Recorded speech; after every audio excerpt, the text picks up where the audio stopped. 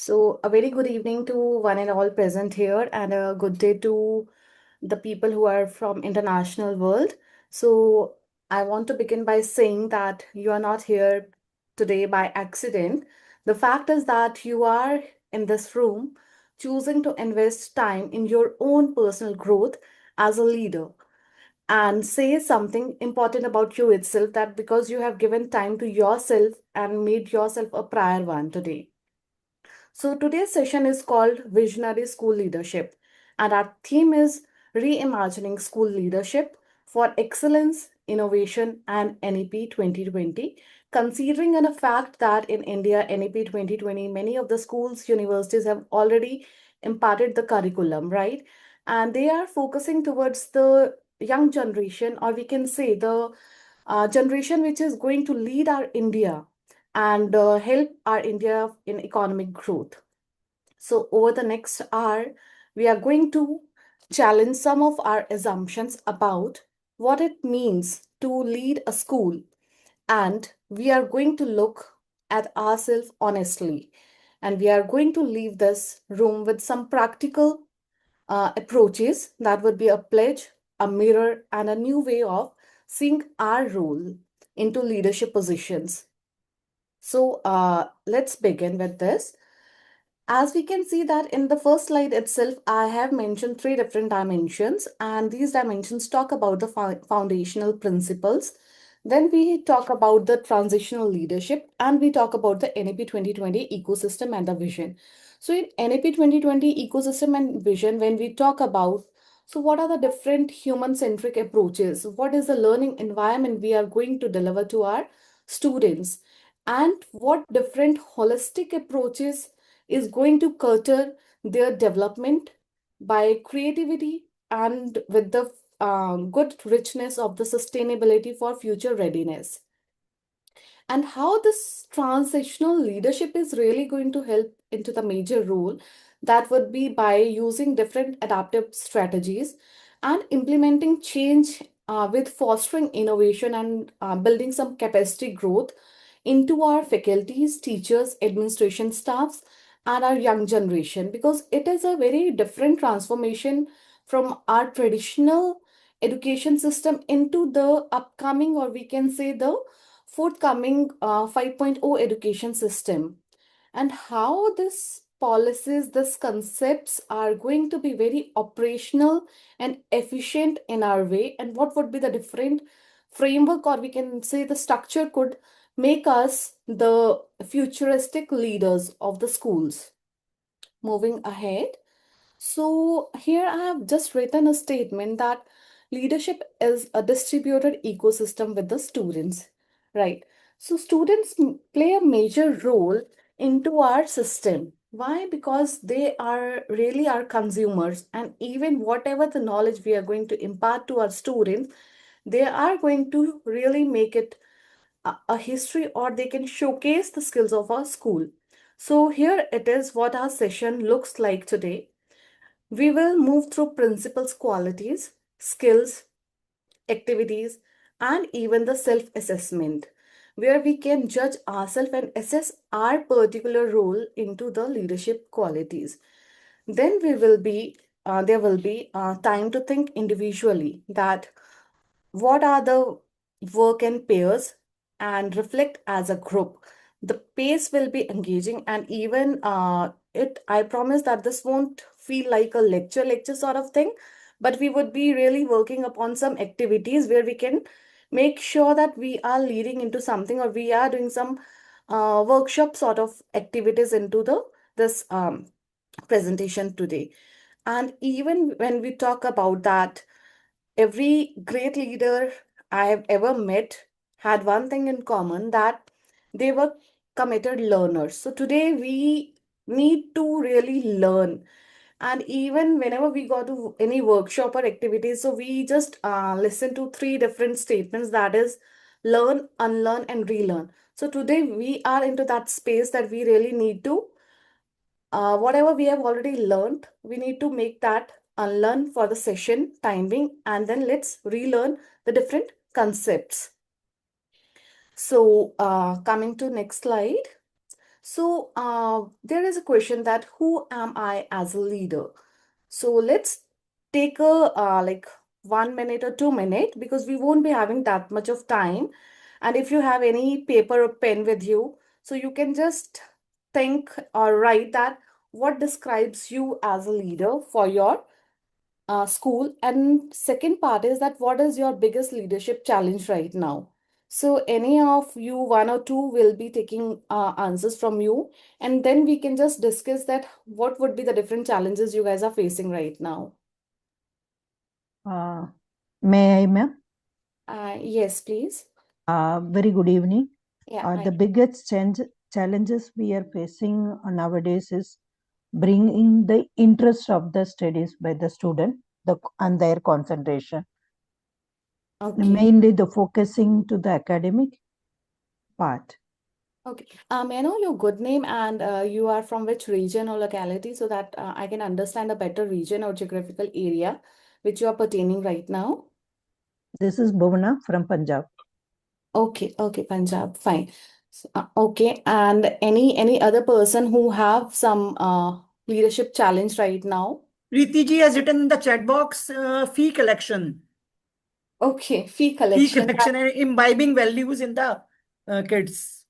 Okay, Yeah. so we have Dr. Preeti here. So fee collection, so that is the administration role. That is a very tricky part, collecting the fee, because in actual what happened, so generally in Delhi, what we can face that there are some ERP systems already launched into the parents module, right? So we have ERP system. So that could be one thing that you can inculcate into your school, and where the reminders could be gently provided to the parents itself, because it is a major role that parents need to be assured about that what their students are in actually getting from the schools, what they are learning. So there is nothing free we need to provide.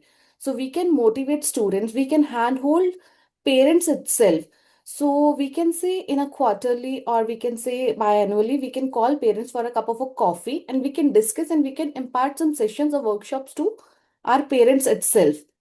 So they can know that how their students are really learning and what knowledge is being imparted to our kids. So it would be an easy process of collecting fee itself, because parents really need to know that after 6 o'clock or 7 o'clock they need to give time to their kids itself, and until unless they'll not get to know the value of what their kids are learning from the school, then fee collection gets a tricky part. So they need to know the fact that of punctuality itself, discipline itself. Like one of ma'am has written, Miss Tabitha, that discipline and punctuality. So that discipline and punctuality needs to imbibe to our parents itself. So coffee session, one-on-one coffee session with parents can be done. So where we can let those parents sit in their kids' place, and whatever the kids are imparting knowledge with teachers. So let's make them as a part of our school, so where they can provide us fee collection part can be easily done. So this would be the thing. And even I had one more question before this. So part A was one word that described your leadership style. So that is also very important, that what leadership style we are focusing on to our school, whether the faculties are well motivated, whether the faculties and teachers, they are having a belongingness among each other about the school or not. Because sometimes what happened that we being into the leadership role, we fail to understand that what our teachers are really facing. So we need some motivational lectures or some activities with our teachers itself, so that they can make sure that belongingness is there. And today's generation, like I have a daughter, right? So whatever she needs to get it done, their teacher make sure that they are telling us, they are informing us well in advance. So that is a very important part, because our kids listen more to our teachers rather than listening to us. So we need to make sure that our teachers are well versed of, well knowledgeable about the things, what is going on and what is the cycle. So that needs to be done. And let's move ahead to our next slide.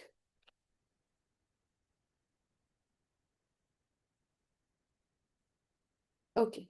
So visionary leadership, as I talked about that what leadership we really follow. So we need to know that what leadership is the active engine of institutional movement, that how automatically we need to surround and how we need them to really work upon into. So this is the first section we are going to discuss, that how the foundation of a great school leadership starts. So it's always start with the role of principals. So it is the power to influence people for performing a task that leads to the achievement of given objective or goals.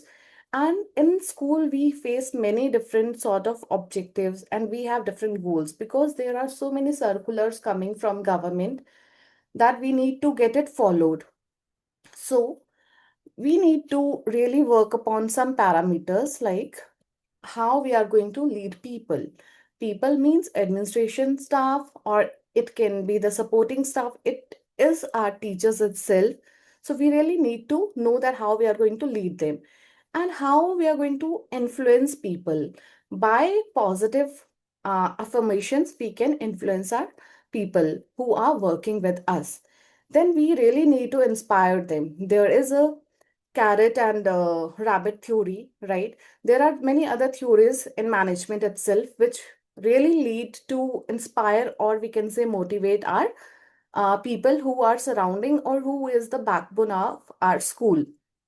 And sometimes what happens, we really need to guide our people also, because they get stuck with different sort of things where they feel a blank wall present in front of them. So they get troubled or they get demotivated. So really, we as the principal, we need to be a mother of them and we need to guide them that how the things are going to be influential and how their role is going to really make a difference in their own school, because it is not a school of only principals who are just leading them, but it is of the faculties also who are devoting their 8 or 9 hours in making school kids ready for becoming the leaders of some corporates, or we can say some different roles outside the vicinity of that school.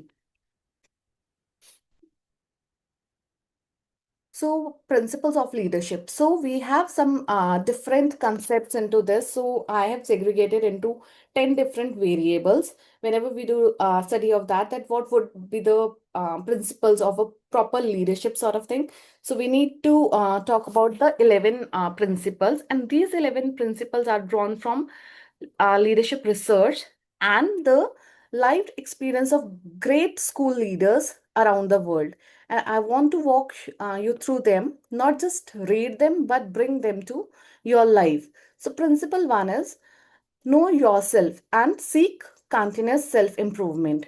So every great leader is a work in progress, we can say. Every day we are learning, we are working on our progression itself.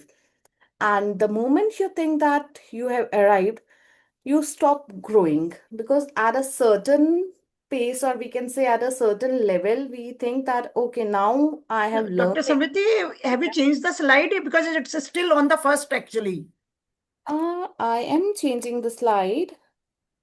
It's still on the first actually. Yeah, it shows first only. First one only. Okay. Yeah. Now You can it's put it, No, it's still on first. it shows slideshow, but you are not started from the, here in my screen it is. Let me just reshare again. Yeah, please. Okay. Thank you for letting me know.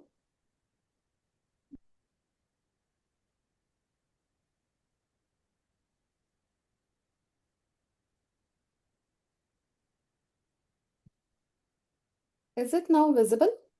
Yeah, this is, yeah. Principles of leadership you are talking about, na? Yes. Yeah, I'm yeah. sorry. I was not aware, because on my screen I was able to see the slides moving. Yeah. Okay. Yes. So now we were here. Let me just take back that first parameter is that know yourself and seek continuous self-improvement. So as I already discussed that every great leader is in work in progress, right? So at a certain period of time when we are into a role of being principals, right, on a higher management role, so we think, okay, now we know everything and now we need to just sit back and let the show happen in front of our eyes. But no, that is not right. We need to integrate, we need to learn every time, we need more improvement in ourselves also, because knowing yourself means understanding your strengths, yes, but more importantly, your blind spots. We need to really work upon our own blind spots, that what are blind spots I have into my leadership style, or what blind spots I can see into my school. So that we need to really work upon. Second, we can talk about that is be technically and tactically proficient in your role. So these days we have really started a program of tactical marketing, right? So earlier we used to teach students only the strategic one part, but how tactically we are proficient, that needs to be known well, so that you don't have to know everything, but you must know your school itself, that what school is having. We should know the pedagogy, we should know our staff, we should know the numbers in actual, what credibility is built on the competencies. So this would be that we should be very technical proficient into our roles about the this all parameters. So third, we would be talking about the seek responsibility and take responsibility of your actions. So of your actions, actions means what? Whatever we are doing on daily basis. So being leaders, leaders don't only make excuses. So excuses should not be a part. When something goes wrong, own it. We need to own it, because that is my action. I have done something wrong. Okay, fine. If I am into any leadership role, I need to own it, that mistake. And when something goes right, you need to always give credit to your team, because that team has really done something good for your academic part, or we can say for your school. So that makes really a leadership very strong. Coming to our fourth principle talk about make sound and timely decisions. So how? A delayed decision is itself a decision, right? But often a bad one, we can say. So we really need to think clearly. We really need to act properly, or we can say we need to act decisively, right? And adjust if needed. If there is any sort of adjustment we require it to make into our decision, so we should adjust sometime. We should not be becoming very sabotage about anything, but actively and timely taking decisions on behalf of your team or on behalf of your academics or of your school. So that will really make a very good impact on your leadership role. Fifth principle, we have the set the examples, because and that is the model the behavior you expect from our teachers also. So you cannot demand punctuality and arrive late, but you cannot demand professionalism and act casually into that. So leadership is visible every day in every action. So we need to set an example, we need to set a benchmark, so that we can become of from our behavior itself, it start reflecting. So we need to really work upon the behavioral expectations also. Sometimes what happen, the parents, when we talk about the consumers, right? Consumer behavior, when we talk about, so there are some psychological impacts also, that what parents really see as a principal me and how my behavior is really impacting to teachers, to my kids, and to the parents itself. So if we are making a benchmark, so automatically that chain reaction will build into my faculties, my staff, and my kids as well. So that would be, we need to set the example into our school. Sixth principle is keep your team informed and aligned always, because there is a proverb that silence breeds rumor, right? So we do not want any sort of rumors going into our school. So communication is not a luxury, we can say, but it is a leadership responsibility. We need to really let our faculties, our family who is working into our vicinity, make sure well informed and aligned with whatever the decisions we are making, so that we all can be onto a same page. Principle 7 we talk about, that is know your people and look after their well-being. So how? We really need to know your team, look after their well-being. We need to ensure that tasks are well understood, And building a trust would be really a great approach to go through the leadership performance part.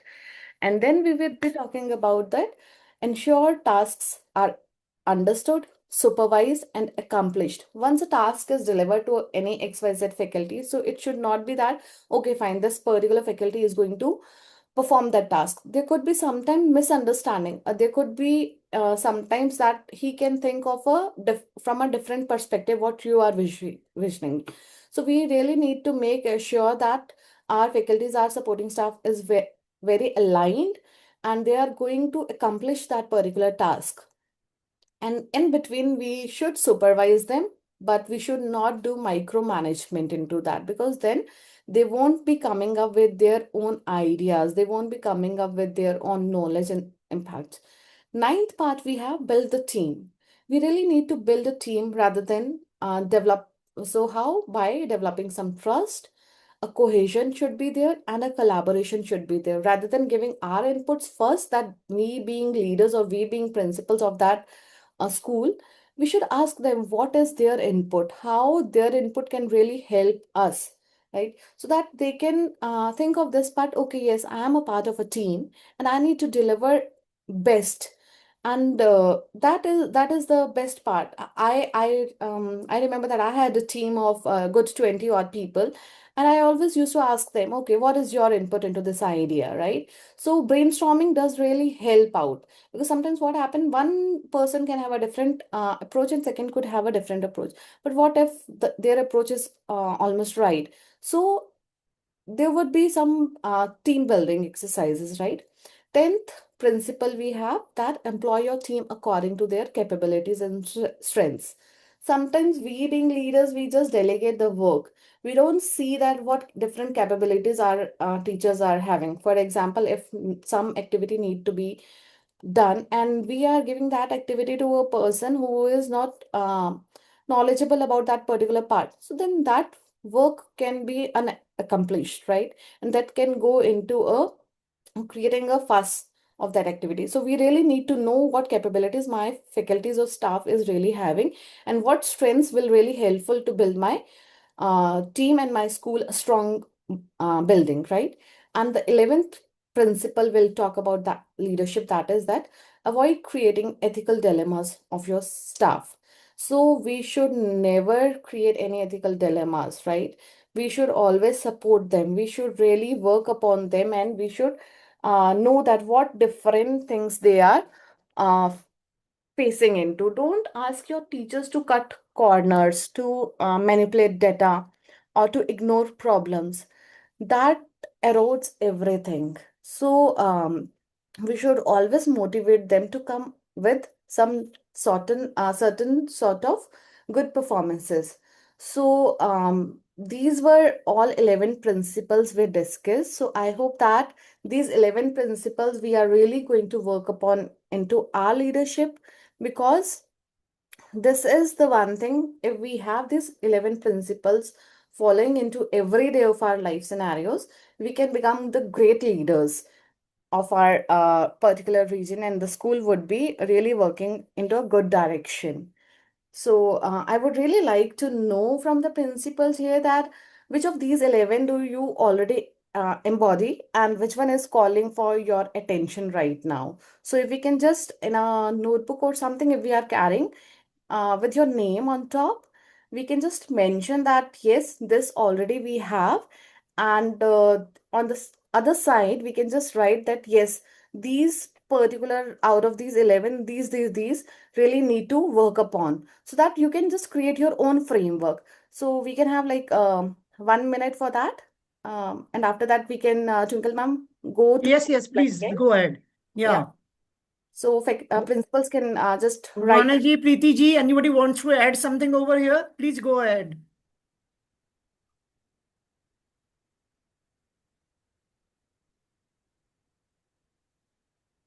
I believe that my all principals who are in the session, they really follow these 11 principles and they are looking forward for more knowledgeable things. Yes, definitely. Yeah. Anyone wants to add something over here? Preeti ji, you can unmute yourself, please. Yes, ma'am. Actually, we are implementing all the things, whatever you have told. This is my fifth year of leadership. So I'm just taking my teaching as well as non-teaching staff with me. We are doing collaborations and we are getting the success because of that only. So understanding, collaboration, cooperation, team building, everything we are actually following.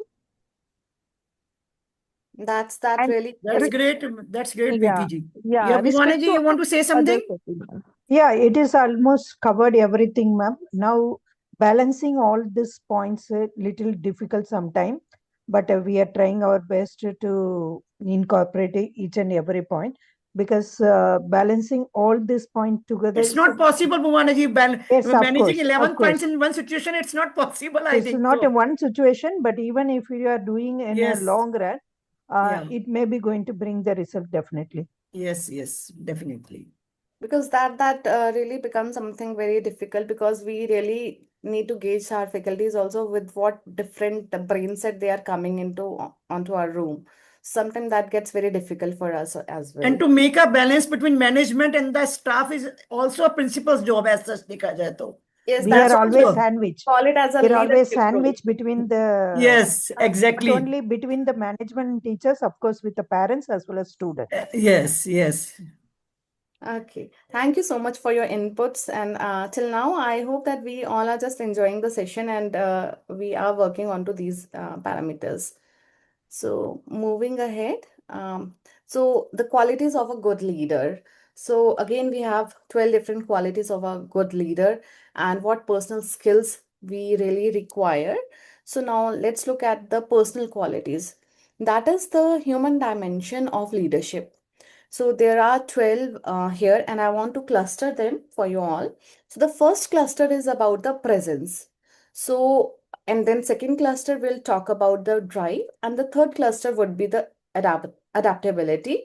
And then the fourth cluster will talk about the values. So these all 12 parameters. So I have divided and taken them into clusters. So first would be the presence. So presence would be our good personality, vision, intelligence. So what does it feel like when you walk into a room? Do people feel energy, clarity, and confidence, or there is an uncertainty? So your presence communicates before you speak a single word.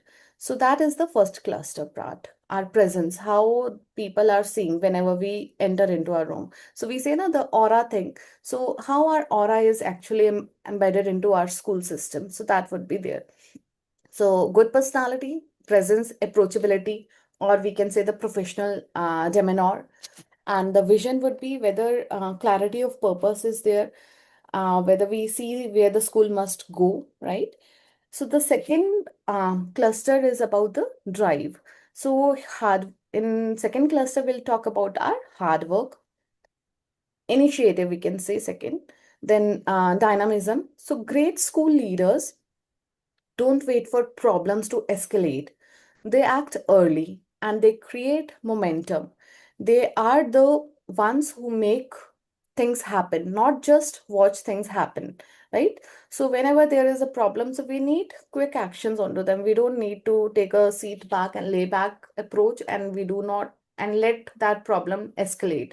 We really need to act early so that the momentum should be get going on and it should be onto a positive side only. Then third cluster would be the adaptability. In adaptability cluster, we'll be talking about the flexibility, empathy, or we can say emotional stability. So the school environment is unpredictable because we have the chairmans, we have faculties, we have load staff, then we have kids, right? So for example, a parent complaint, a teacher can break down, a student crisis, right? So these things happen generally. So leaders who remain grounded and empathetic through these moments, so they earn lasting respect of the parents, faculties, supporting staff itself. So we should be very much adaptable. We should be flexible. We should have empathy and even the emotional stability. So that will be really a good quality if we have or if we own. And the fourth cluster is about values. Values, how? passion, manners, and etiquettes, and the education. So, are you still learning? Do you still read? Do you model the love of learning you want to see in your students? And don't underestimate manners, how you greet people, how you listen, how you speak. So it sets the cluster of your school itself. So in this, we really need to work upon. Sometimes what happens that if we are stressed from some other certain of things, and certainly a parent is approaching us. So whether we are just giving out our all emotions to the parents or what? So no, we should not deal the parents into that. So we really need to see that how we are greeting them, whether we are approachable or we are dealing into a different perspective with the parents or the faculties. So we should be very approachable. So these were the 12 qualities we really need to have into our school right now. We being into good leaders or from faculty's perspective also. So this is a must. Moving ahead to next slide. So here is the effective leadership, right, is a developed practice, not we can say an innate trait. So there are three different approaches into that. That first is a trait approach, second is a behavior approach, and third is a situational approach. So these are the three approaches where we can practice ourselves, our leadership effectively. So the trait approach always talk about that leaders are born, not made, and focus on our innate qualities. For example, we are already charismatic, right? We are intelligent. So these are traits which already we inculcate, right? So we do not really need to work upon into those things because we already bring them with our genes itself or from our educational background. Second approach is the behavior approach. In that, we talk about that leaders are not born, they are made. So in this, we focuses on what leaders do, what the leaders are performing. Is our leaders aligned with NAP 2020? Are they working on the CPD parameters? That is continuous professional development. Are they going into different workshops or they're just making their faculties to learn more? No. So we need to have the behavioral approach into us also. Like today, I can see that there is a good number of principals. So we all have a good approach. We are continuously developing ourselves also into professionalism, right? Because every day is a new day and we need to learn things. We need to develop ourselves also. And the third is a situational approach in which we talk about that leaders adopt the style which best suit to their situation. How situation? Because there are different regions. The mindset of students, parents is totally different. So according to that, they need to fit into the best system. So effective leaders assess team readiness and context, what they are having. And accordingly, we need to align with diverse Indian school context, how they are going, how they are approaching into the system. So that would be the situational approach. According to the situation, whether we are changing or not, or we are still stuck with the other things only. So that will talk about effective leadership. Moving on to next. So again, we have a self-assessment. So in this, we have the leadership self-mirror where we are going to rate ourselves from 1, 3, and 5. So 1 would be rarely, 3 would be sometimes, and 5 would be consistently, 2 would be the neutral, right? So if you have pen, paper, so we can just make a chart that what quality or skill we have and on what parameters, on what scale we can rate ourselves and what would be your developmental goals. So you can just take a screenshot of this and exercise can be done later on. And in the Twinkle ma'am, I just have a request here. Yes, please, Dr. Smriti, please. Yeah, so what we can do, we can skip Same the slide. slide, ma'am. The slide is still same. Oh my. Now it is there. Yes, yes. Okay. I don't know what's happening. Okay. Can we see this activity slide, the leadership self-mirror? Yeah. Yes, we can see. Yes. If we all can just take a screenshot of this. So there I have created the scale on your personal development where we'll talk about different parameters. So what qualities or skills we being principals already have. And today or tomorrow we can work upon this parameter and they can submit to you and you can share with me, ma'am. Yes, definitely. Right? Kindly. And even Yeah. they need to write their developmental goal also. So after 1 month session, like Skillveda has put in so much of efforts in bringing 1 month of session into leadership style. So we really need to think that on day one, what they think, and after At 30, the end of the series, what they think. yeah, I really want that they should think that yes, they have really changed because of Yes, Skillveda definitely. session. We can do this. Yes. Yes. So this can be taken as a screenshot and then you can share or they can take. Yeah, we will share in the group. No, not a problem. We will Okay, share. fine. Yeah. Has the screenshot taken so that I can move on to the next slide? Yes. Okay, thank you. Is this moved now? Yes, Yeah. yes, ma'am. Yes. Okay, thank you.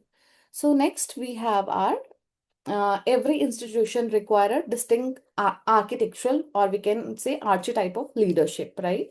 So what in 21st century we really want, what we need to really work upon. So we have the autocratic, a paternalistic, or we can say institutional leadership, democratic leadership, right? Or we can say intellectual leadership, laissez-faire leadership, or situational leadership. So here are the different parameter, or we can say different leadership styles we really work upon into ours. So what is autocratic leadership style? It always have in that situation, or we can say centralizes all decision to themselves. They believe more into directive, or we can say controlling power. So that is autocratic. So we keep everything to our own self. We don't want anyone to um, come into our decision making process. So whatever I have, me being as a principal has given statement, so we work upon those only, right? So that is the autocratic leadership. So second, we have a paternalistic. So that is a father figure style, caring about or controlling too much.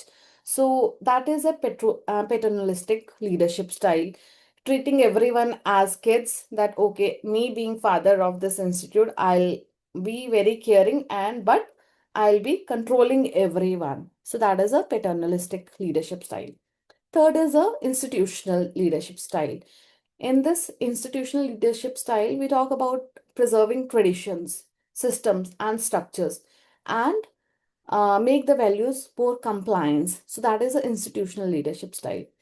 Democratic leadership is where we invite more participation, we build ownership, and collective accountability is there. If yes, one thing has been delivered by us in a very positive manner and we have got a good feedback, so that would be accountable for everyone. So that is a democratic leadership. Then we have a intellectual leadership style.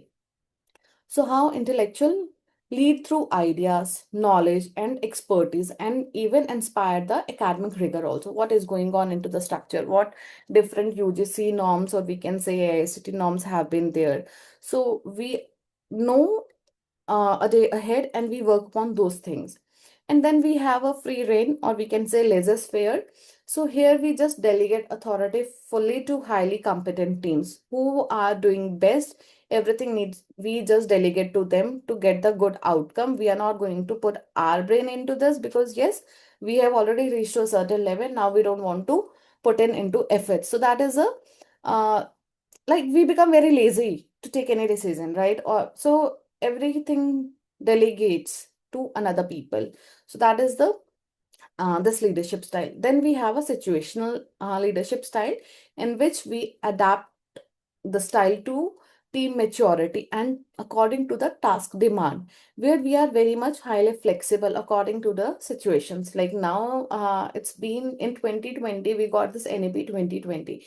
And still, trust me, there are schools, there are colleges, there are universities, they are facing so much of problem that how to align NAP 2020. They are just doing few of the changes into their curriculum and then they are imparting. But how these policies have really structured and they have came upon, no one is knowing. 2 days back, we had a meeting with our AICT chairman, Dr. Yogesh. So he was telling that what was the agenda about NAP 2020, why our former chairman Dr. T.G. Sitaraman, he make this thing. Why our a former chairman, he came up with this, and there were universities chairmen and the vice chancellor into those brainstorming drills where they got up with how the Indian education system is really going to work upon in coming eras. These days, we still study that India is becoming and growing, right? But we now do not need to grow, or we do not need to reach onto a number one place, because already Iran, Russia, they are already into a fight zone, right? So if they are on number one, so we do not need to come on to three more steps, because automatically the economy is coming down. So we would be number one automatically. But still, we need to see that what knowledge we are imparting to our students. Still, I can see that India is developing nation, right? Why we call it developing nation? So many things has been changed. So that needs to be changed from our curriculum. Those things needs to be changed from our curriculum. We are not now developing. We have done so many of things. So we need to see, we being into leadership situation, what we are imparting knowledge to our kids, how NAP, what different curriculum has been given. We come up with so many of collaborations, but really those collaborations are coming with the outcomes or not? There are being some sessions or workshops of Bloom's taxonomy, right? What outcomes we have do, but in actually, is that only in showcasing during the audits, or really our teachers are well aware of those outcomes of that Bloom taxonomy, those different 10 variables, how they are interlinked and how they are imparted into our books? We still study that books are, and the curriculum which is there, that is not updated. Still CBSE is running and they are working on those books, but what we are teaching to our kids, that is the old method itself. So we being into leaders, we really need to take that initiative of really working hard into those knowledge system. If we are providing any co-curricular classes to our students into our school, so there should be some lab system also where we are teaching them of our current knowledge. We should take some extra classes or give extra knowledge that how empathy or how universal values really work upon. So that would be a good leadership style, right? Coming to next slide. Just let me know that yes, the slides are moving. So yes. Do we have on 21st century skills for leaders? Yeah. Nishaji, you raised your hand. You want to ask something? Good evening, Tumkaji. Good evening, Dr. Samriti. Yeah, So hi. I Good. was just wanting to make a point on your previous slide about the leadership qualities. Yeah. I was thinking that it's so beautiful, all the qualities you have laid down. And yeah, I like ma'am mentioned in the chat. Uh, I'm sorry, I just checked the name.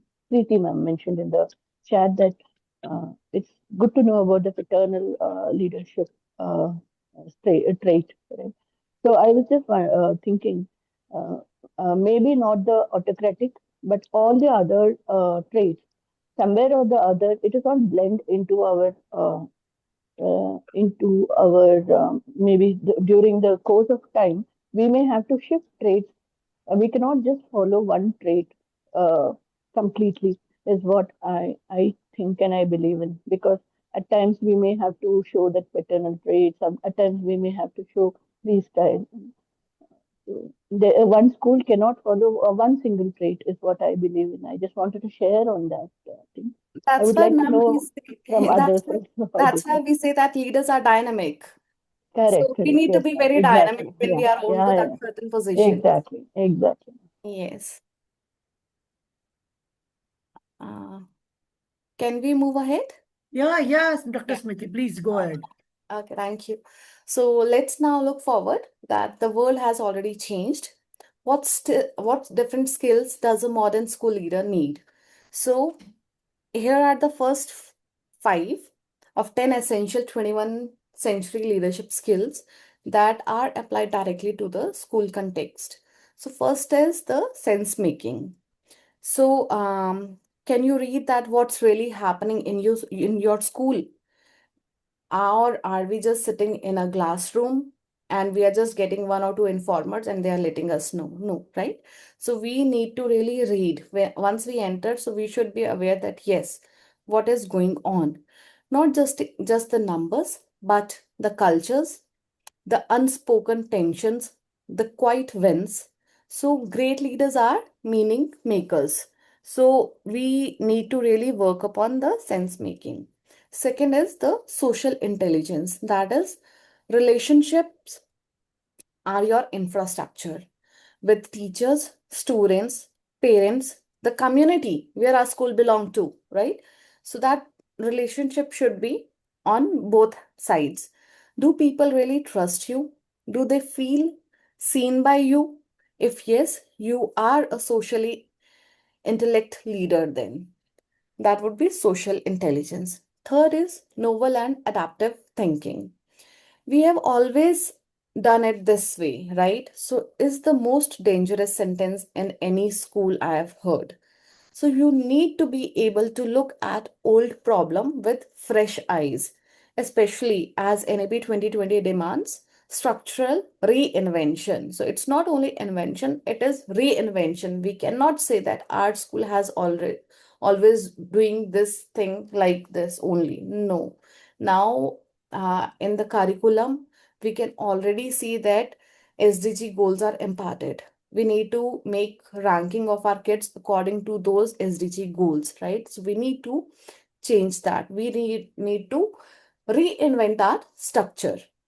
Fourth is cross-cultural competency. So our schools are diverse, our staff is diverse, our parents' communities are diverse, right? So inclusive leadership is not optional now. It is essential for building a truly excellent institution, because from different diversity, we need to have the outlook of those cross-cultural parameters also, that what can best fit to my that particular category, whether or they need hand holding, right? And fifth skill is the computational thinking. So data is your compass, right? We all have data of our school. So we need to really see the academic dashboards, learning analyticals, attendance trends. There is not administrative tool, because everything is into your system. So take 10 minutes of your time, see what dashboard is looking into, right? So these tools, if you have into your school, really will really help you to analyze the things. So we can say that they are leadership tools itself we have now. So learn to read those analytics. Don't call your accounts person or your administration staff to know that what numbers are there, what attendance trends is going on. Just open that dashboard and just see, look at the numbers and use them to make better decisions automatically. Coming to next slide, the sixth skill, that is about the transdisciplinarity.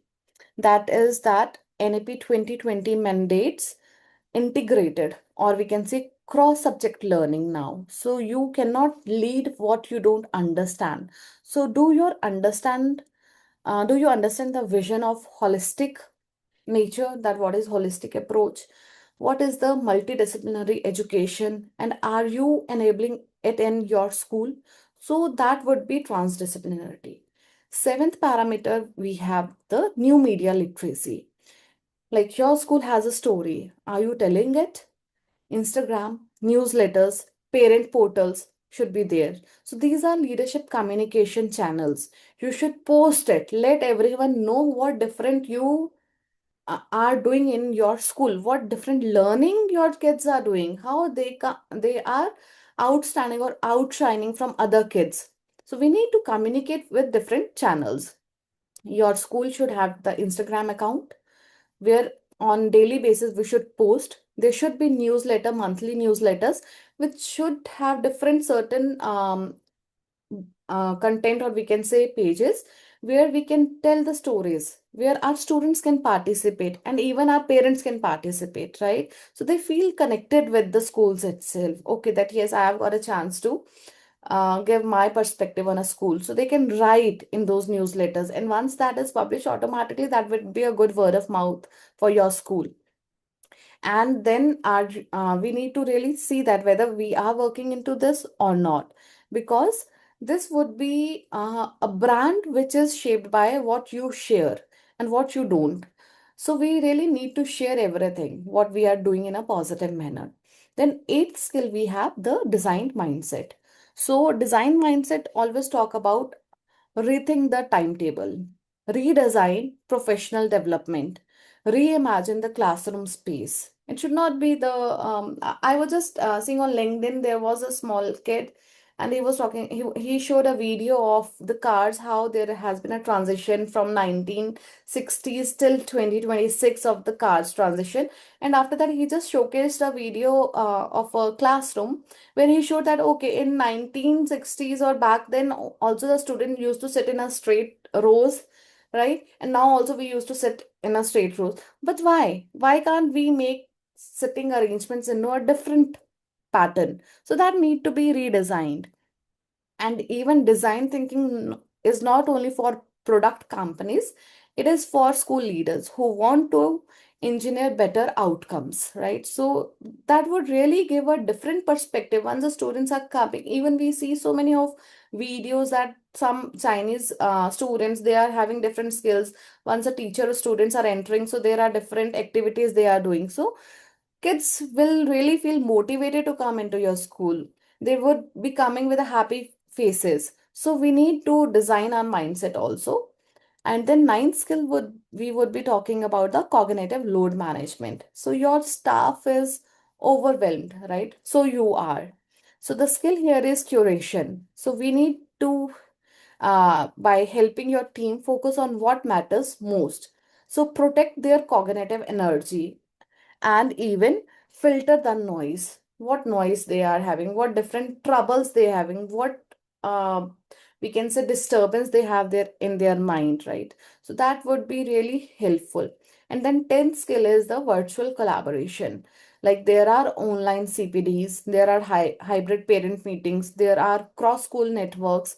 So the ability to build the community across digital space is now a core leadership competency with us. So these were the 10 skills. We all should make sure that I know that our principals are very intelligent and they must be following, but let's just polish them up. Let's brush up and work upon again and think that, okay, yes, we can restructure our class. Now we can restructure some activity. We need to restructure the faculty strengths according to the work we are giving, right?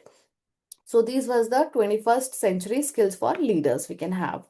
Moving on to next slide. So yes, this we can skip for the time being. Yes.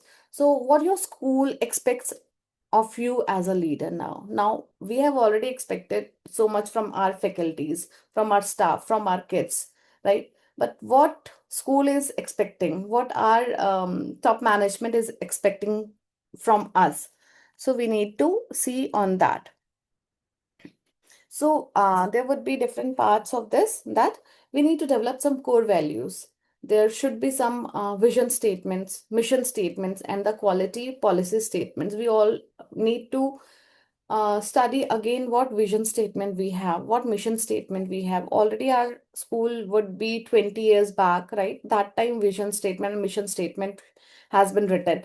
But whether we are following 21st century's vision and mission statement or not, if not, then we need to restructure that. We can call for board of studies and then we can call some other principles where we can mention the missions again. So that we really need to work upon. Second would be to design the strategic short or long-term plans with goals and the annual quality improvements or program with objectives. That what my schooling actually require. So that should be always mentioned with certain objectives, whether my faculties are getting enough trainings or not, whether they are updated with new skills or tools or not, because we all are reading every day that, okay, AI is going to take our job. No, that is not right. The people who know better AI, they are going to take our jobs. If we are not learning AI, then the people who are already going through those programs and learning every day, they are going to sit into our places. So they will take our jobs, not AI. AI will not take our jobs. The teachers, the people who know better than us how to use that tool, so they are going to take our. So make sure that there is an improvement program every month, or we can say quarterly, we can do. Third would be create the total educational and training plan for the institution. So in a 12 months program, which all faculties really need trainings, how educational impartment need to be worked upon, what different workshops are going to be aligned there. So that needs to be planned, we being into leader's position. Then fourth parameter is prepared checklist of all activities across the academic year. So checklist should be there. It should not be monotonous that every year we are following 1980s checklist or academic calendar. Let's change the academic calendar. Let's make something different. Let's make it according to the demand of CBSE, the NEP 2020. So our activities should be bifurcated according to that.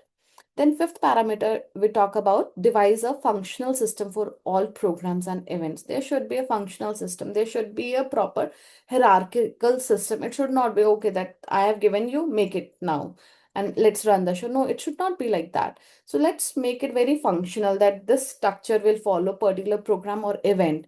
So that should really give your people a motivation impact. Then sixth, we'll talk about communicate in detail to all concerned, whether it is staff, it is students, it is parents or management. So we need to tell them that, yes, this is the plan for my school and how it needs to be delivered properly. So communication would be the best parameter which fits you being as a leader. Then seventh will be delegate and empower, because it always builds the leadership capacity at every levels. We need to work upon the delegation and empowering our faculties also, because they can come up with some different new perspective with different ideas which can give a win-win situation to your school. And then eighth, we'll be talking about supervise or monitor. So ensure accountability with support. Okay, ex-faculty has been accountable. So whether it's done good or it's done bad, just make sure that they are accountable. And if something is going bad, just support them, right? Because our support system will really help them to learn things new, because they have just taken a step into their position. So that would be a supportive system we really need to provide them. Then we'll be talking about conduct the SWOT analysis for each program and initiative. SWOT, we talk about strength, weakness, opportunity, and threat. And even, I'm so sorry, I forgot one here more. We talk about SWOC also now these days. That is SWOC. So that would count as strength, weakness, opportunities, and changes. Okay, threats we have already talked about. We are in, our school is already into that region. I am getting good admissions. Threat part is done. Now let's change this T with C. So what change we really want? So that needs to be worked upon. So after 6 months, we should conduct this SWOC analysis for our programs and what initiatives we are going to come upon in coming next 6 months. Then last thing would be that recognize, acknowledge, and reward success. That should always be publicly and consistently. We should not reward or award into our cabin itself. Whenever you have your annual functions conducting, so publicly give the awards or rewards, because everyone get motivated with that system. Moving on to our next slide. I hope we have time. Yes, Dr. Smriti, we have time. Yeah. Okay, thank you. So next we have our part, the structural gap between maintaining order and driving the transformation. So how the structure will really help and how the transformation we now need to change into. So here I have written focus, like horizon, power, risk, rules, trust, culture. And on the right side, I have written for the leaders what transformation change and transformational function we require. that also talk about focus, horizon, power, risk, rules, trust, truth, and culture. But how these are different from each other? One side I have mentioned about the managers part, and the second side it is the leaders, right? So if we are manager only, so manager means who is just managing things. Leader means who has taken the things into their hand and they're leading their school in a positive direction. So managers always do the transactional part because of stability and order. But leaders, they really work upon the transformational. They need to transform. They really need to change that. So in focus, the managers will always manage work and they see the output and that is done. But whereas the leaders, they lead people. Our focus should always be for that. Yes, we need to lead people and what different impact my people is getting from that leadership. So we should always work upon this. Second, horizon of a manager, it is always a short-term results, right? But me being a leader, I need that there should be a long-term impact. Whatever the thing I have thought of, it should have a long-term impact. People should know my name. Yes, that this XYZ principle was there and this impact my kids have or my faculties have got it. The management should really recognize that. So that horizon should be there. We should not make things for a certain time period only. Third perspective is power, where we talk about only of the formal authority, which I've got from my top management. So I'll work according to that authority only. No, we being leaders, we really need to transform. We really need to change my school. So I should have my personal charisma for that. That what personal requirements they would be having, what students are gauging from me, from my school. Because in the end, they would be the coming leaders of my country itself. So whether they are going to be a brand ambassador for me or not, so that we should think upon. For the managers part, we have risk. That is and they always talk about minimizing the risk. And the leaders, they always take the calculative risk. Okay, yes, if there would be a risk, fine. I'll be the person who is going to take that risk because that is always a calculative one and they know that what particular risk would be if they have taken any different position or different action of their work, right? And the managers rules, they just makes and enforces, but leaders, they always breaks. And because they, why breaks? Because they wanted to innovate. Okay, once if this system is not working my school, okay, fine, let's change it. Let's work on to the next part. If that is fitting into your system, okay, that is great. Then we will be really working on to a good position, right? And then next part is the truth. So managers, they establish it, right? But the leaders, they seeks it. So they don't want any confirmation from anyone. They know that, yes, the truth is there and it has been seen.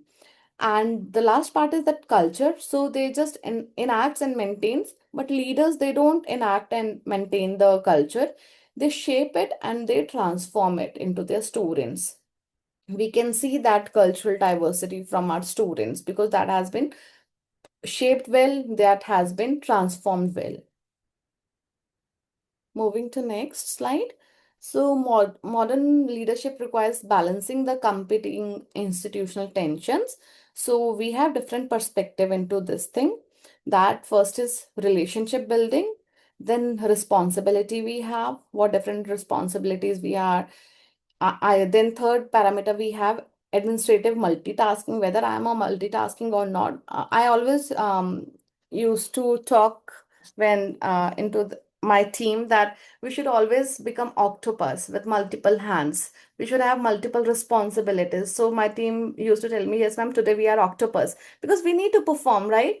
We should have our mindset into multitasking. If we are just doing only one work, then it will not give us much impact. So let's become octopus and let's handle everything, right? So we need to be multitasking. Then the change and innovation part, whether we are changing, whether we are innovating, right? We have already discussed these all parameters. It's just a revision sort of thing. Then the crisis management, if there is some crisis, then how we are really working on those crises, how situational things are impacting on that. Then there is next the control of personal work environment, how personally the environment we are shaping, whether the things are being worked upon accordingly or not. Then we talk about authority, whether we have authority, whether we are giving our authority to our teachers also or not. And sometimes we need to give the authority to the kids also, that how they're performing, how they can think from a different angle of a same situation, right? So that will really help. Then focus on core mission. As we talk about vision and mission, so mission always have a certain points. So whether our mission statements are really working upon according to the scenarios or not, or our mission stays something else and our school is delivering something different. So our focus should be on that core mission. And then there should be a stability and continuity of some certain prospect. ऐसा नहीं है कि every day we need to change the things. So stability, keep it stable, because people take time to get adjusted with that particular concept. So we need to be very much stable. If something has been changed, let's be stable. Let's just gauge from them. Let's take some feedback, and then we should process the other things. Because we are humans only, Abhi. We don't have that brain that will work like this, and the shift would be this, right? So if there is some change, okay, let's take time, let's make things stable, and then let continuity should be there. And then we have our visionary instructional leadership. We should always have a vision. It should not go blank that aaj mujhe nahi pata that what needs to be done. It should not be, we being principal, we should always be, yes, I know that this thing needs to be work according to this. So that visionary, because they see a different perspective from us. If there is a problem, we cannot say, or we cannot say, okay, I'll get back to you later on. No. So we should be very instructional. We should give them support that, yes, let's sit, let's understand, and let me give you the answer for that. And then strategic thinking time. Now we need to be really strategic. We need to work upon what different strategic parameters work for my school, how I can make my school to become a district or state level #1 school. So those different parameters we can work. So I just wanted to say that I am a professor of strategic management and strategic marketing. So if Skillveda will give me some workshop, then we can talk about strategic thinking parameter also. Yeah. So moving on to next slide. Yes. So this we have already covered. So we can just take a screenshot just to have for our revision part. We will be sending recording in the group to everyone, so no need for the Okay. screenshot. We will do Okay, the needful. Sure, thank you. Yeah. I'll just skip this. Yes, so this is that institutional failure is a diagnostic equation of missing variables. So I have created the 7 variables for an institutional success, that how success part will study later. So if we being principals or we being leaders, we have vision, we have plan, we have skills, we have resources, we have motivation, and we have organization. So we would not be having any followers, right? Because it will go blank. Because why blank? I'll come on later. Second, if we have philosophy, but we don't have any vision for my school, and we have plans, skills, resources, motivation, organization. So it will create confusion among our peer members. Then third, we have that philosophy, vision is there, but without plan, it would be a waste of effort. Whatever the efforts we are putting into as principles, but without plan, we are going to fail. Our every effort is going to be a failure then.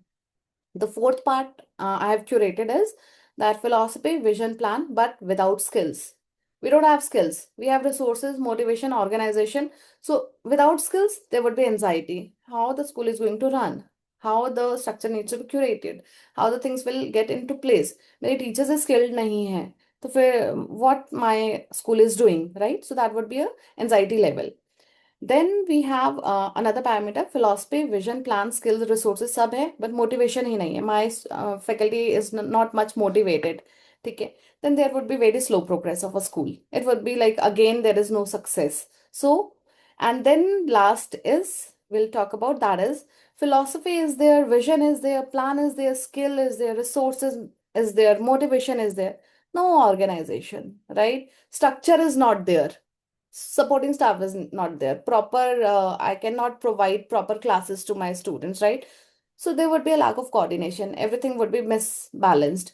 So to make a very good school, we should have philosophy. We should have our vision, very clear vision. We should have plan, that what plan is going to be followed in next 6 months. We should have skill-oriented faculties, that yes, every skills are there present, whether how to communicate, how to present themselves, how to nurture their kids, right?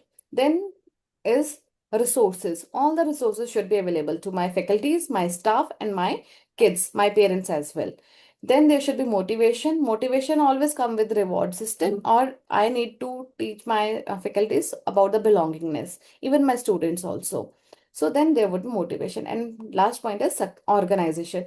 So if we have these 7 variables in our school, so we are going to have a success.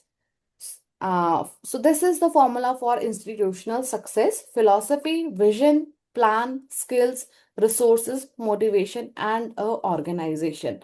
So this is a success mantra for every institute. Moving ahead to next part.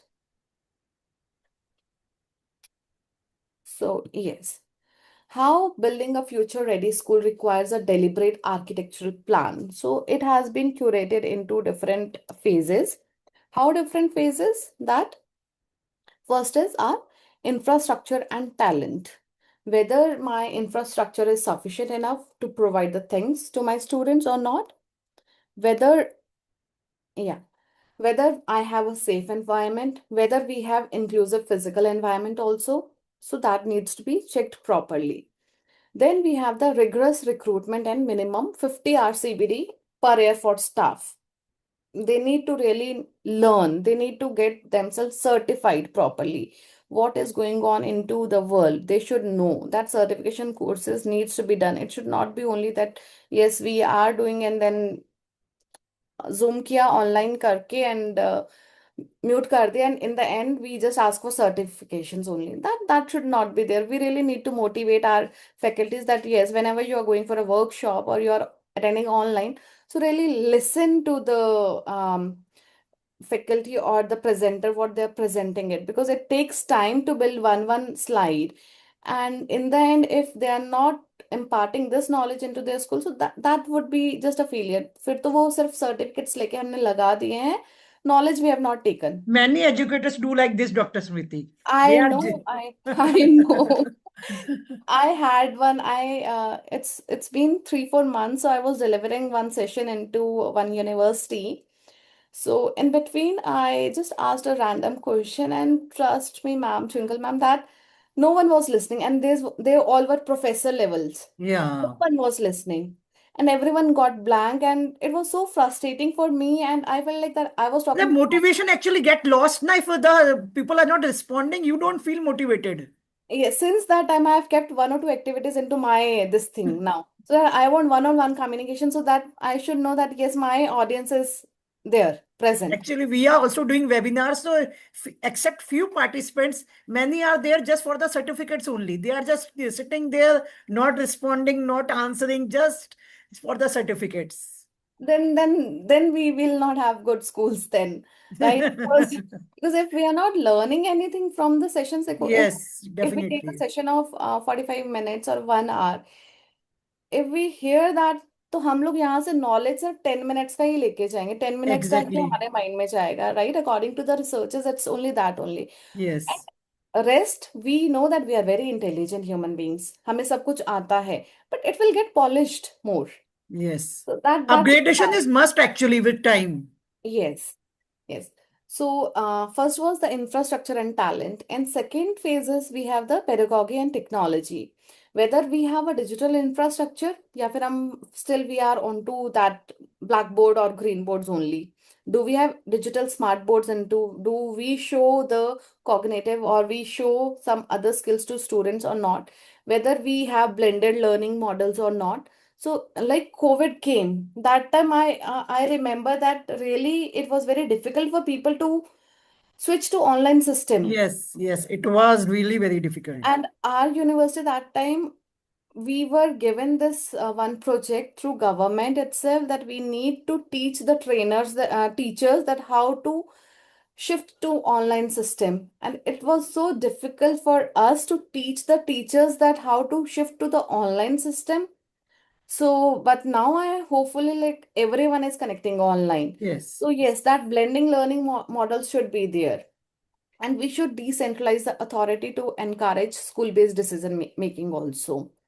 Then we will talk about the same parameter of pedagogy and technology, that shift to competency-based or experimental learning and formative assessments rather than going into the traditional system. No, that should not be there. There are certain parameters for competency-based learning. There are experiential learning. We should create some labs for our kids, right? Where they are really learning that what our system require on day-to-day uses, right? And then formative assessment. Everyone has the formative assessment tools these days. They work according to their school and their region wise, what is required into their region. Then we should have some decision making, how that we need to give the teachers a space also, that if they are having a ratio of 1:20 students, that what their 20 students require, it should not be okay sections ban gaye hain, every section need to follow same thing. No, it should not be there. Then I would be running a same traditional system. No, we need to really seek that what my students or parents require. According to that, the handholding should be done. Then third phase is the culture and community. So we need to create an equitable, inclusive, and psychological safe learning culture for our students, for our parents. Second is the holistic development. So in holistic development, what we can do then, these days, though, there is so much of holistic development, karate, taekwondo, then there are arts class, there are music classes, there are so many things. There are astronomy classes, so sports classes, maybe we have. But we sometimes miss that there should be a counselor also needs to be kept into our school, where a student can have one-on-one counseling with the students. And what happens because if we see parents are already occupied with their working jobs, and after coming back they don't have time to talk to their kids, and their kids go into a different phase set. So we can have a friend teacher, we can say counselor, so where they can have an interaction round one-on-one, that what they are feeling, how safe they feel. So whatever the negative mindset they have, it can be gone away with that psychology factor. So that needs to be inculcated into every school. Some universities have already set up this, that they have counselors now. So, but parents have a different psychology, that why my kid need a counselor, right? No, this is not right. But no, counselors are required. Like in universities, we have mentor mentee, right? So 10 students are given to a mentor. So they mentor them on weekly basis. So in schools also, I feel that yes, the system needs to be there. And even we should always engage our alumni to transform the school into a hub of social responsibility, that how socially they are responsible for providing things to the school, how they can provide, what inputs they can deliver, what different they have missed the things that during their school time. So we can put into the, so whenever there are meetings, so we should call the alumni who are pass out, and we should take the inputs from them also, that what different we can do now. So that is building a future ready school requirement. Moving on to next slide. So a realized educational ecosystem sustains only when excellence across all stakeholders is provided. So how excellence? Because we need to provide, we need to quantify the things accordingly. So who are our stakeholders? First, we need to know them. Either so our stakeholders are always the students, the community, the staff, the institutional.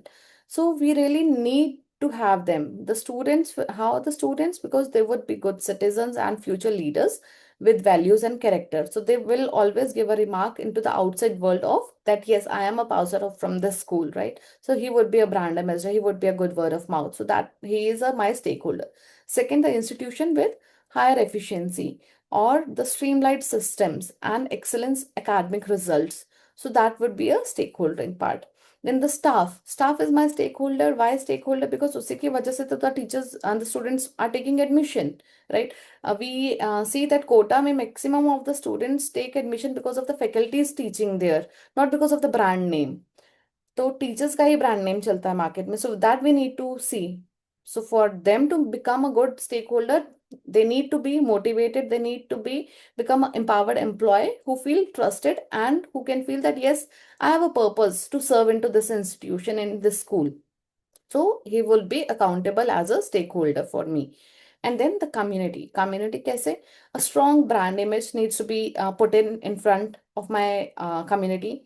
Social obligation needs to be fulfilled, and a conductive environment for all needs to be provided. So moving on to next slide. This is the SWOT. We can just do later on. And yes, now this is the last part of my presentation. So this is the self-assessment of leadership style. So what is the objective here? We have that we need to determine our own leadership style by measuring the degree which we prefer working with task versus people. So task needs to be one and people should be the second parameter. So दो parameters हैं यहाँ पे, एक है task, second is people, right? So I have already created, there are 18 items, or we can say 18 questionnaires, and 0 would be never and 5 would be rated as always, right? There is no wrong answer, no right answer, it is fine. And then I'll be providing you the column that in which column you fits. So let me just take you to the part. So this is these are the statements. So 18 statements are there, right?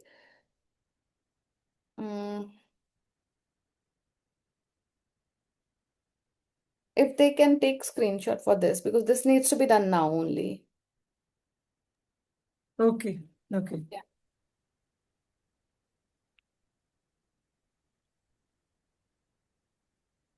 Have you taken the screenshot, everyone?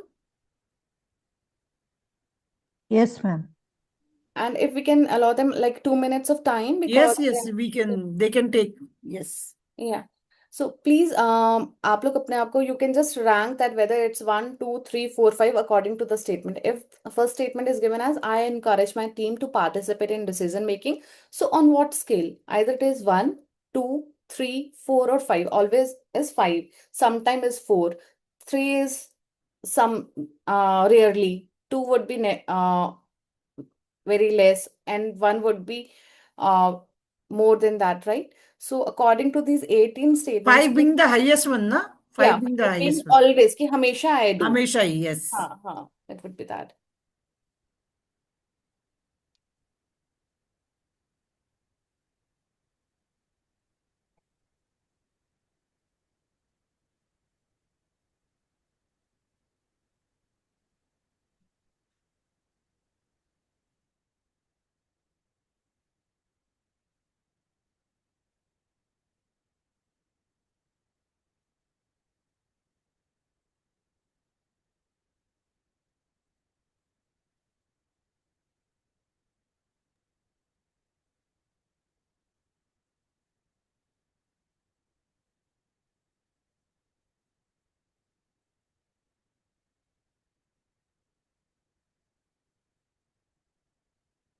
Please confirm us when you finish off this questionnaire.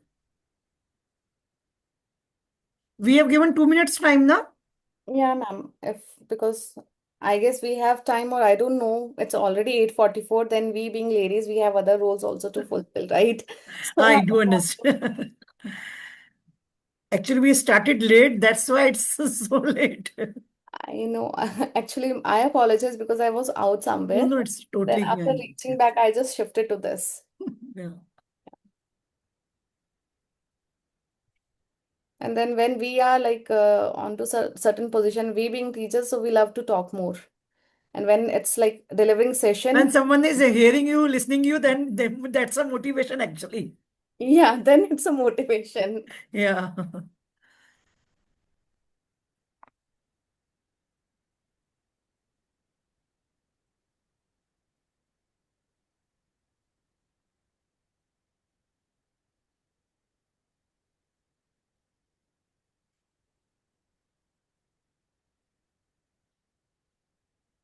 Ma'am. Done, ma'am. Yeah, बताइए. Yeah, Bhuvan ji, please tell us. Done? No, I have to total the thing. Yeah, you have to total the things here. Yes, I'm doing Here, total. so if you are done, so this is the matrix test, right? So what we can do now, item number 1, 4, 6, 9, 10, 12, 14, 16, 17 needs to be one side. That would be on people side. And item number 2, 3, Question number. You are talking about question number, yeah, na? yeah, question number, question number. Yeah. Yeah. So that should be on task side. Okay. Then whatever we have got total, like 3 plus 3 plus 3 total, that needs to be multiplied by 0.2. And then we need to see what score we have into people side. And similarly on the task side. Why 0.02? Ma'am, this is already has been given by one of the scientists. So we see Okay. what This behavior. is a format only. This is the Yes. format which we are following. So this Okay. has been a metric test. So Okay. some surveys has been done, and this is the 0.2 on calculation basis. We get the appropriate Okay. results. Okay. Yeah. Understood.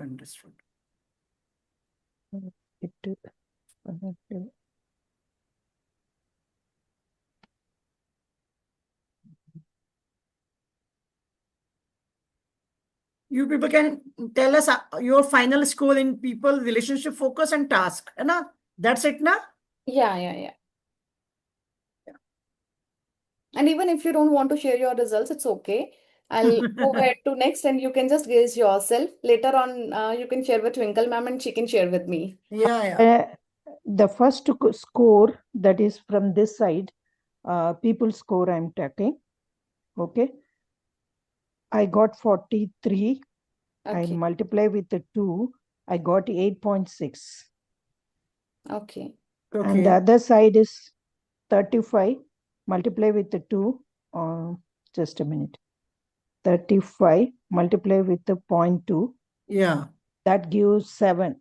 7. Okay. Yeah. The people score I got 8.6. And for 7. the 8.6 task and score 7. is 7 I got. 8.6 and 7. So this is, ma'am, the metric. So you can just see that plotting your leadership dimension. So To if we 10. talk on people focus 0 to 10 the scale, so you are more of a socialite person, right? So Yes. high people with low task, you're very warm and very supportive, but lack some structure and focus on outcome is there, right? So I'll not tell the answers like according to this. No, it is ourselves. completely all right. That way I come to know my weather thing, because this is quickly we did it.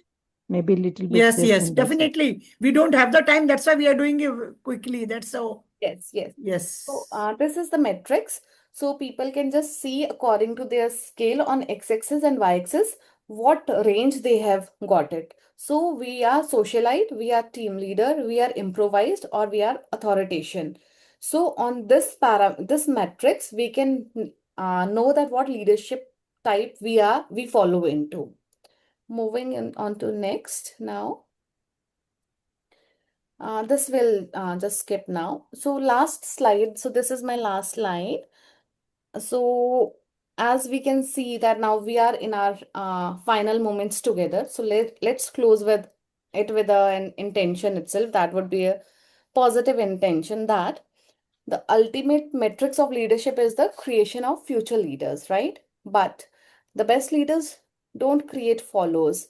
They create more leaders. So that should be a statement. I should not be having more followers behind me. Yes, ma'am. Yes, ma'am. Yes, ma'am. No. I need to make more leaders like me. I should not be very insecure of my position only. ठीक है, after leadership, after becoming the principal, now I need to become the chairman of the school. So that should be a thought process, not कि principal की कुर्सी ही संभाल के बैठना है, नहीं. So that should not be there. Let your juniors become leaders now. Let your juniors run the school as a principal and you become the chairman now, right? So there is a small pledge that we need to know that I will stop doing. So that should be one thing that is limiting my leadership. So that needs to be written. Then second would be I will start doing. So one new practice I am committing to. So that needs to be written and then we can say every day. And third part is I will continue doing. So you all can write one strength that you need to build on. And last would be I will share with my teammates. Any one insight from this session, you all need to share with your faculties, your fellow members on Monday. Monday subah jaake take a meeting after lunch. Once your school is shut, kids are gone home, have a meeting and just give one insight from today's session. That will really going to help your faculties onto a thought process. Okay, my principals are all taking sessions online. They have also spent some time. So now you all can just write, take it, and then share with Twinkle ma'am. And I'll leave you with one thought that I believe is the heart of everything we have discussed today, that the best leaders don't create followers, as we said, so they create more leaders. And that should be the thing that should be into our mindset that yes, chalo, और leaders हम create करते हैं. And thank you all for your time, your honesty, and the commitment to your schools you are going to make. And you are the most important variable in your institution success, I can say. So you all need to invest in yourself, because when you grow, your entire school grow with you itself. And all the best to everyone. I had a good session today. Thank you so much. A big thank you to Dr. Smriti Mahajan for an inspiring session on visionary leadership. Your insights and experiences have truly empowered us to reimagine educational leadership. I hope everybody likes the session. And Dr. Smriti, thank you for your time and efforts for such an informative session on visionary leadership. Thank you everyone for joining us. Any questions from Dr. Smriti? You can go ahead. We are waiting.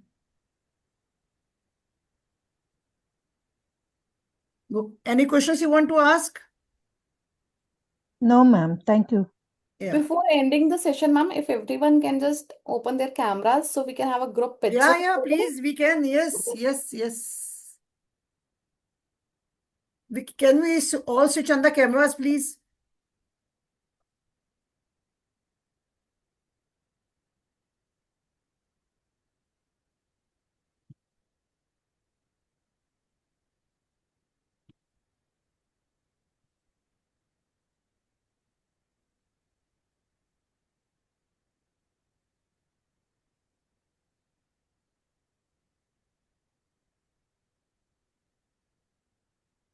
So Twinkle ma'am, you'll click the picture? Yeah, I'm doing it. Okay, fine. Thank you. So we can say like cheese wala cheese. What we used to tell to our kids while clicking the picture. Yeah, definitely. Yeah. Thank you. Thank you, everyone. Thank you. Thank you so much. Have a great night now. Thank you. Bye-bye. Yeah, Yeah. thank you.